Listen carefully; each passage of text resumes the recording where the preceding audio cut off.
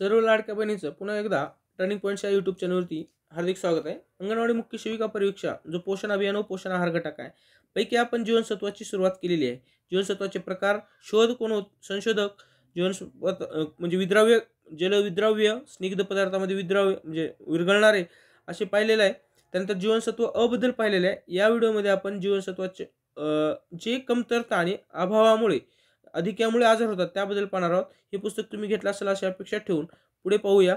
आणि तुम्हाला जीके साठी बरंच विचारत होते, हे बघा जीके साठी पुस्तक एकदम परफेक्ट आहे। म्हणजे टोटल 120 गुणांसाठी परफेक्ट आपण अभ्यास करून घेतोय। सोबत हा कोर्स केवळ 99 रुपये देत आहोत। जर समजा फी मध्ये डिस्काउंट असेल तर कदाचित 49 रुपयाला ते मिळेल, पाहू शकता तुम्ही। नसेल तर समजून घ्यायचं ऑफर संपलेली। जर काही असेल अंगणवाडी टेलिग्राम चॅनल जॉईन करा, लोगो टर्निंग पॉईंट्स किंवा पुस्तकाचा लोगो दिसेल आपल्याला, ते जॉईन करा। हा माझा संपर्क आहे, काय वाटलं तर फोन करा। चला मग मेन मुद्द्याकडे येऊया आपण। या व्हिडिओमध्ये आपण जीवनसत्व अ च्या अभावी व अधिक्यामुळे होणारे आजार पाहू। एका स्ट्रोक मध्ये पाहूया, चार्ट बनवलेला आहे आपण। अभावामुळे कमतरतामुळे होणारे आजार बघा।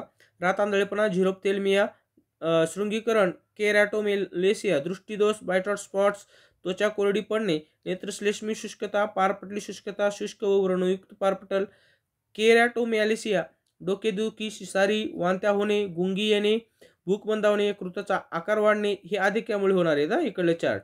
त्यानंतर ओठामधून रक्त येणे, केस गळणे, गर्भ विकसित होताना विकृती, त्वचेमध्ये पिवळट व वर्णक होणे। आता यावर प्रश्न आलेला आहे। हे सगळ्या पॉईंटवर प्रश्न यापूर्वी आलेले आहेत म्हणून तर अगोदर चार्ट बनवलेला आहे। बरं, आता ह्याच्यामध्ये आपण जास्त डिटेलमध्ये आपल्याला हे पॉईंट पाहायचे आहेत ज्यावर खूप वेळेस प्रश्न आलेले आहेत। ते एकदम छानपैकी मी पुस्तकामध्ये देखील कव्हर केलेलं आहे, पीपीटी मध्ये देखील चांगल्या प्रकारे कव्हर केलेला आहे। तर बघा, जीवनसत्वाच्या अभावी होणारे आजार पाहूया। बघा, तुम्हाला कुठेच कन्फ्युजन होणार नाही, कुठेच अडचण नाही, अशा प्रकारे मांडणी केलेली आहे। रातांधळेपणा, मंद प्रकाशात दृष्टी कमी होते। रातांधळेपणाचं काय हे मंद प्रकाशात वस्तू शोधण्यासाठी मूल अडखळते।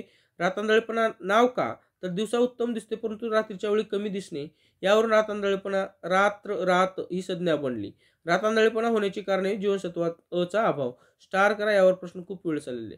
ज्यावेळेस यकृतातील अन्नसाठा जवळजवळ संपत आलेला असतो त्यावेळेस रातांधळेपणा होतो। आता इंग्रजी नाव नाईट ब्लाइंडनेस आणि हे निक्स, आता ह्याचा उच्चार काय करता बघा, नायक्टॅलोपिया असं आहे। ओके, असे प्रश्न विचारलेले आहे। पुढे आहे आपल्याला झिरोप्थेल्मिया। झिरोप्थेल्मिया देखील खूप महत्व ह्याच्यावर प्रश्न आलेला आहे। बघा, का होतो तर जीवनसत्व अ च्या अभावी होतो। ज्यावेळेस तुम्ही वाचत असता त्यामुळे मुद्दाम मी प्रश्न निर्माण करून तिथे मांडणी केलेली आहे। लक्षात आलं का तुमच्या? त्यामुळे कुठल्याही प्रकारचं मी म्हणजे असं कन्फ्यूज होणार नाही याचा शक्यतो प्रयत्न केलेला आहे। अर्थ, शुष्क डोळा। झिरोप्थेल्मियाचा अर्थच आहे शुष्क डोळा। डोळ्यामधील पुढीलपैकी एक किंवा जास्त बदल झाल्यास झिरोप्थेल्मिया झाल्याचा पुरावा समजला जातो। यात नेत्रश्लेष्मी शुष्कता, बायटॉट, पारपटली बिंदू, शुष्क आणि शुष्कता, केरॅटोमॅलिसिया, व्रणयुक्त पारपटल, झिरोप्थॅल्मियाची पुरावा आणि त्या आजारासंबंधित लक्षणे काय असतात ते पहा। नेत्रश्लेष्मी शुष्कता, इंग्रजी नाव आहे कंजक्शनल सेरोसिस। ओके, आणि लक्षणे बघा, नेत्रश्लेष्मा स्पष्ट आणि पारदर्शक असण्याऐवजी धूसर आणि सुरकतलेली असते। बायटॉट बिंदू, आता हा बायटॉट बिंदू आहे, ही जी आहे ना बायटॉट बिंदू, तू गुगलवर सर्च करा, एकदम खराब दिसते ते। बायटॉट स्पॉट लक्षणे, हे कंदीय नेत्रश्लेष्मावर असलेले करडे त्रिकोणी आणि केसाळलेले उंचवट्याचे खडबडीत असे टिपके असते, हे बहुधा द्विपार्श्वसंमतीय आहे। त्यानंतर पारपटली शुष्कता, ते बघा डोळ्याचं, हे बघा कसं आहे, ओरिजिनल तर खूप खराब दिसते। पारपटली शुष्कता, इंग्रजी नाव कॉर्नियल सेरोसिस। लक्षणे, पारपटलाचा पृष्ठभाग ग्राउंड दुधिकाचे सारखा व कोरडा, धुसर व ढगाळ दिसतो। प्रश्न यावर आलेले म्हणून घेतलेला आहे। शुष्क व व्रणयुक्त पारपटल, इंग्रजी नाव कॉर्नियल अल्सिरिएशन विथ सेरोसिस। लक्षणे, व्रणांची संख्या जर वाढत गेली तर परितारिकेचे कार्य बंद होते।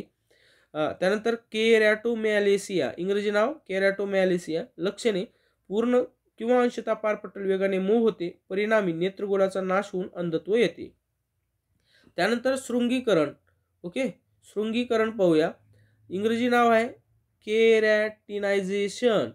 लक्षणे, अजीवनसत्वाच्या अभावामुळे फुफ्फुसे, जठर, आतडे, जननमार्ग व मूत्रमार्ग इत्यादींच्या आंतरत्वचेतील पेशी मृत होऊन त्यांचे शृंगीकरण म्हणजे केरॅटिनायझेशन होते, म्हणून हा आजार होत असतो। दृष्टिदोष हा जगातील सामाजिक अर्थशास्त्रीय दृष्ट्या गरीब व मुलांच्या सार्वजनिक आरोग्याचा महत्त्वाचा प्रश्न आहे। दरवर्षी अजीवनसत्वाच्या अभावामुळे 50,000 ते 1,00,000 मुले दृष्टी गमावतात। हे अधिक कमतरतेमुळे जीवनसत्वाचे आजार पाहिलेले आहे आपण. आता अधिक्यामुळे जे आजार होतात ते देखील आपण चार्ट स्वरूपात पाहूया. आता जीवनसत्व अच्या अधिक्यामुळे होणारे आजार वेगवेगळ्या वयोगटात वेगवेगळे आहेत. मुलामध्ये डोकं दुखत असतं, शिसारी येत असतं, वांत्या येणे, गुंगी येणे, म्हणजे भूक जी आहे ती कमी होते, सांधेदुखी, यकृताचा आकार वाढत असतो, त्यानंतर ओठामधून रक्त येणे, केस गळणे. प्रौढामध्ये सांधेदुखी, केस गळणे, अशक्तपणा, आळस, थकवा.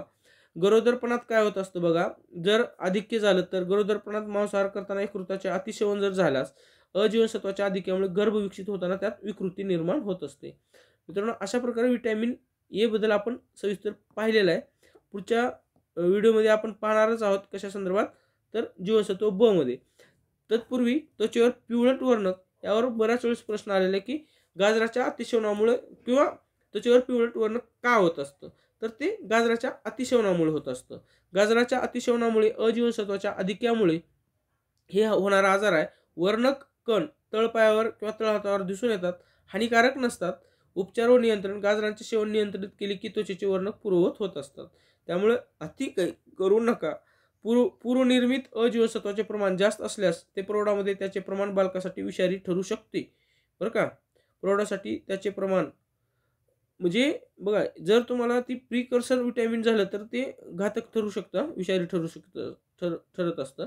गरोदरपणात घ्यायची काळजी.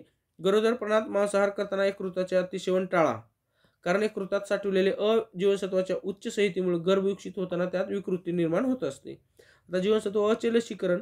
जीवनसत्व अभाव प्रतिबंधक कार्यक्रमांतर्गत 9 महिने ते 3 वर्ष वयोगटातील प्रत्येक 6 म्हैस जीवनसत्व अच्या सोल्युशनचे डोस दिला जातो. जीवनसत्व अ डोस वेळापत्रक बघा. बालकासाठी पहिला डोस 1 लाख इंटरनॅशनल युनिट 9व्या महिन्यात गोवर लसीसोबत. दुसरा डोस 2 लाख आययू डीपीटी बूस्टरसोबत. तिसरा डोस 2 लाख इंटरनॅशनल युनिट 24 महिन्यानंतर. चौथा डोस 2 लाख आययू 30 महिन्यानंतर. आययू म्हणजे इंटरनॅशनल युनिट. पाचवा डोस 2 लाख आययू म्हणजे इंटरनॅशनल युनिट 36 महिन्यानंतर. अशा प्रकारे व्हिटॅमिन अचा डोस दिला जातो बालकासाठी. तर व्हिटॅमिन अच्या संदर्भात जे 3 व्हिडिओ म्हणजे 2 व्हिडिओ झालेत त्यामध्ये आपण सुरुवातीला जीवनसत्व अ बद्दल पाहिलेलं आहे, म्हणजे काय नेमकं कसं, त्याचे महत्त्व काय, हे सगळं पाहिलेलं आहे. त्यानंतर आता हे दुसऱ्या व्हिडिओमध्ये जे पाहिलं ते आजार जे होतात कमतरतेमुळे आणि अधिक्यामुळे ते पाहिलेलं आहे.